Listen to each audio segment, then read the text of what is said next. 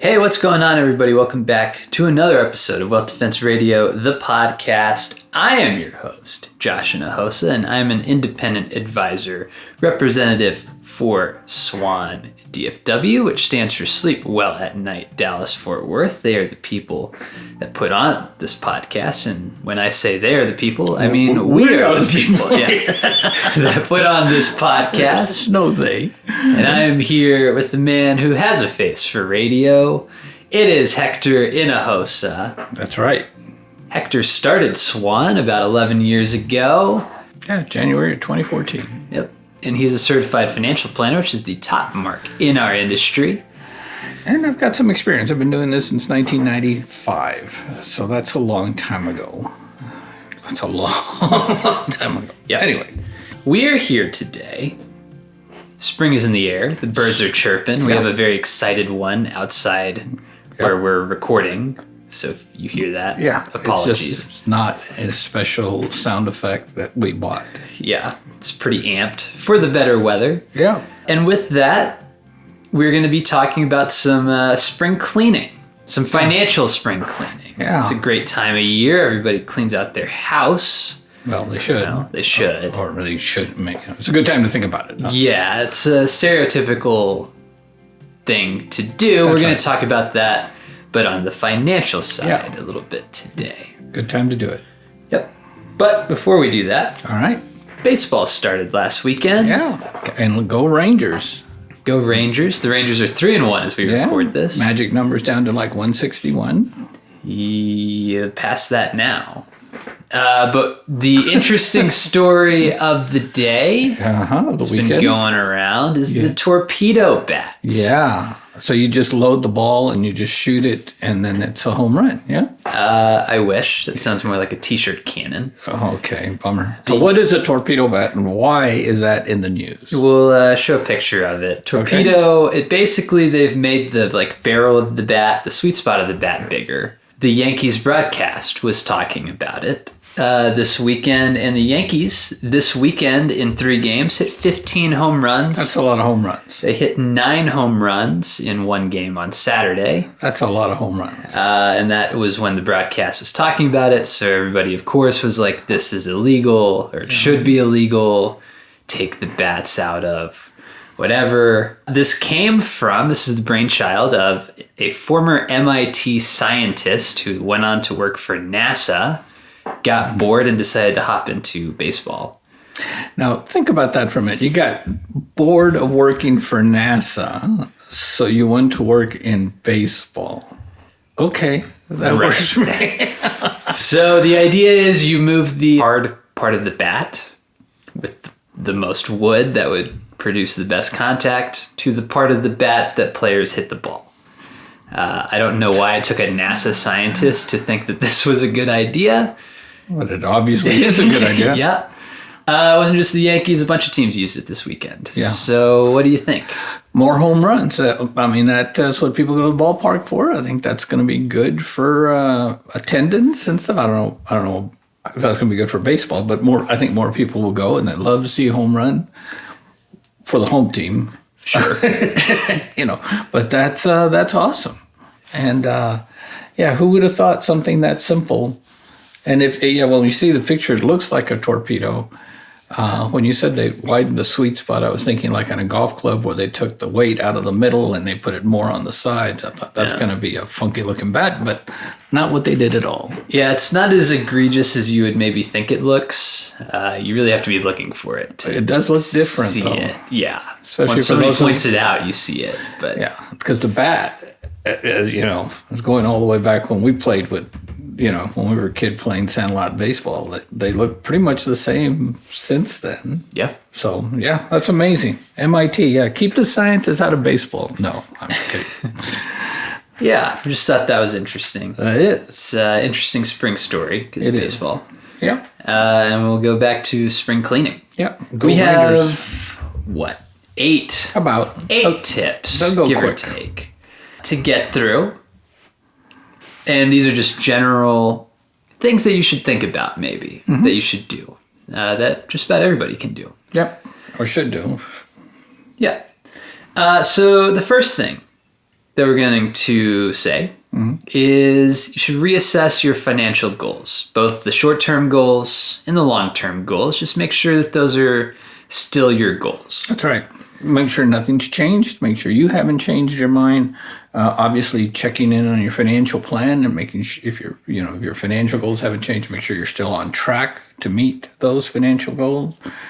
And then for us, as important is, are there going to be any cash needs in the next, say, 12 to 18 months? Because we want to sell that before we get into a market like we're in right now. So, a good time to sit down and say, okay, so what are we on track? Do we still want to do that?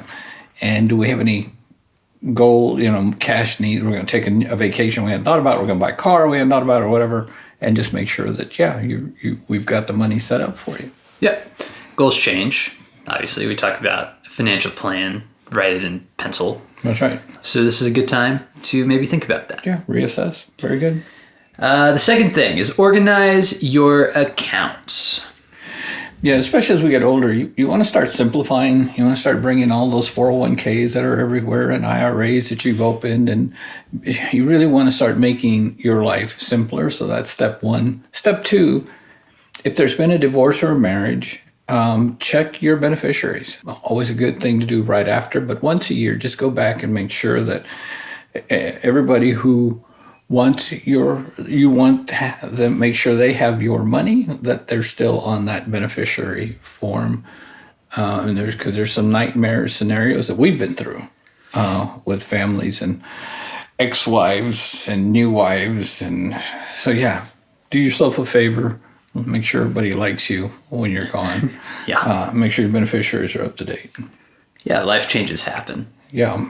The third thing here is review your spending plan. Why don't you explain what a spending plan is? Well, we used to call them budgets, but nobody likes that word. And so, a spending plan is just simply making sure that you are spending less than you're making. That took an MIT professor to realize that is a good idea. Yeah. And just make sure that your spending, is still, because often what happens is you get a little raise and you spend a little more than your little raise. You do that a couple of times and all of a sudden you're spending more than you're making, and your credit card debt is going up and you're not understanding why. And so, just make sure that you haven't grown yourself out of what you're making. Yep. Fourth thing here is rebalance your portfolio. Yeah. Make sure that you're still at that 60-40 or 50-50, whatever your portfolio risk factor is, make sure you're still there. Sometimes it's a good idea to sell your top winners and buy some of the good stocks that didn't have as good a year. And that's different. So you're selling high and buying low, different than what most people do right now who are panicking out of the market and they have bought high and sold low. And that's another MIT professor said that's not a good idea to buy high and sell low. So, but if you're in it right now, then you just hold your breath and you're just in it. Right now is not a good time to be selling into this market. So you're just in it. It's gonna come around. We got some big dates coming up on this tariff stuff. So just relax. It's gonna be okay. Again, check your cash needs, make sure that we got all the cash we need, and then, just hold on. Don't look at the stock market daily. It'll drive you crazy. But, that's a good thing to do as well. Yeah. So halfway through to review the big ones, don't spend more than you make. That's always a good idea. Very controversial. It is. But a good idea. And then also, don't sell things when they're at their lowest value. Right. Another just shocking thought. Right before we started recording this, one of the couple of things that they measure, one is what the negative expectations of retail investors is spiked high in the last 3 or 4 days. That's a really good indication that the market is hitting bottom. No guarantees on that. And retail investors are rebalancing or selling their 401k assets because most retail investors sadly sell at exactly the wrong time and buy at exactly the wrong time. So as they watch what people on the street are doing, what they're seeing is usually an indication that the market's getting ready to bottom. But frankly, with this administration and even over the weekend with the administration saying they really don't care if car prices go up and stuff, it's not a good thing it's not a positive message to send the stock market. So, yeah. But we'll be okay. So the fifth thing. Yeah. Streamline your debt management. Yeah. If you're in debt, stop. Don't put any more debt on there.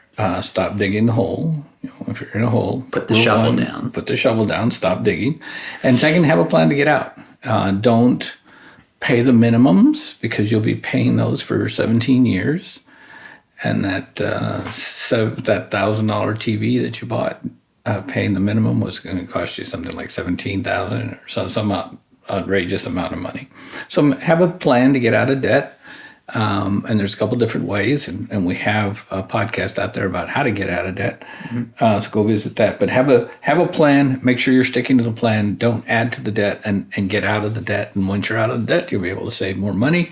You'll have more money for cash flow. Enjoy the things that you need, and plan for the future. So good idea to make sure that you have a really good plan to get out of debt. Get out of debt quickly. Yeah. The next thing is boosting your emergency fund. Yeah, if you deplete it, your emergency fund is usually 3 to 6 months of whatever it's taking you to run the household. If it's taking you $5,000 to, pay the mortgage and the cars and buy groceries or whatever that number is, if you have 6 months of it, in this case, it'd be about $30,000. That should be in short-term cash, maybe in a money market in your bank, where you can get to it even quicker than we can get you, just 2 days, get your money. And just make sure that if you depleted that last year, if you did have an emergency and you had to replace an air conditioner or you had to replace a whatever, that we've replenished that money so we're back to the emergency fund value that we set out when we built our financial plan. Yeah. The next thing, it's tax season is well upon us as you're watching or listening 15 to days this. away, yeah. Oh, cheers. As we record, this is 15 days away. As you listen to it, it's closer to 10. Yeah. We want to evaluate our tax strategies. Yeah. You want to look at HSAs. You want to make sure your Roth stuff is in order if you're doing that. Yeah, and if you have until April 15th to fund your IRAs if you need to. So that's a good thing. And if you can max them out, that's better. And depends on how old you are. If you're older, maybe a traditional IRA might work. If you're younger, usually a Roth IRA works better. You don't get a tax deduction out, but you get to put the money in and take it out tax-free. So, yeah, just look at those. Make sure that we're taking advantage of all the plans that are out there tax-wise to benefit you. Yeah. And our last thing is protect your digital assets. That's a fancy way of saying make sure your passwords aren't compromised. Yeah, and Google, depending on what you use, usually pretty good about that, telling you, hey, you're using that same password over and over again. You need to change it. Most of our passwords that I use about every 90 days, the software forces me to change them. But if you have stuff somewhere that you don't want people to get into, maybe set something, a reminder, and every 3 months, 6 months, change the password. It's not that complicated to do, and and just protect the assets. It's a simple step. Yeah. So that's it. That's the spring cleaning tips of 2025. Yeah, and I know they sound kind of boring and really not anything really fancy or sexy or anything about it. But if you do that annually, you'll be surprised a couple of things. One, the stress, because you'll know what's happening. Your stress levels will go down, and your stress levels go down even further if you know what's happening and if you have a plan. It's a lot of us walk around in a fog and we're not sure how much is there. We're afraid to look there because it might be bad news, and I don't, And so if you have a plan and you check the plan and the plan's working, you can feel way more confident, even in a really down market like we are right now. Yeah. So if you would like to talk to us about anything you just heard, or you need help or further clarification or whatever it is about spring cleaning or just your retirement or any other financial questions, we have a couple different ways that you can contact us. Both of these will be in the description wherever it is you are watching or listening. The first is a phone number. It's 888-SWAN-DFW. That's 888-792-6339. And the other, if you prefer written correspondence, is an email address, and that is info@swandfw.net. That's info@swandfw.net. Yeah, and then like our podcast, share our podcast, review our podcast. We'd like to talk to as many people as we can, even if they're not clients, because some of the things we share are right from MIT's How to Do Financial Planning and Make Baseball Bets. It's a very specific course for people, but yeah. Yeah, so share this with a friend, share it with do your all kids. the things, share it with your parents, Yeah, just share it with your coworkers, people you love, the people you hate. I mean, anybody. Please do that. Yeah. So thank you guys for watching, and we'll catch y'all in the next one. Yeah, thank you very much, and God bless. The preceding content is informational only and based on information available when created. It is not an offer or solicitation, nor is it tax or legal advice. It does not consider your financial circumstances and objectives and may not be suitable for you.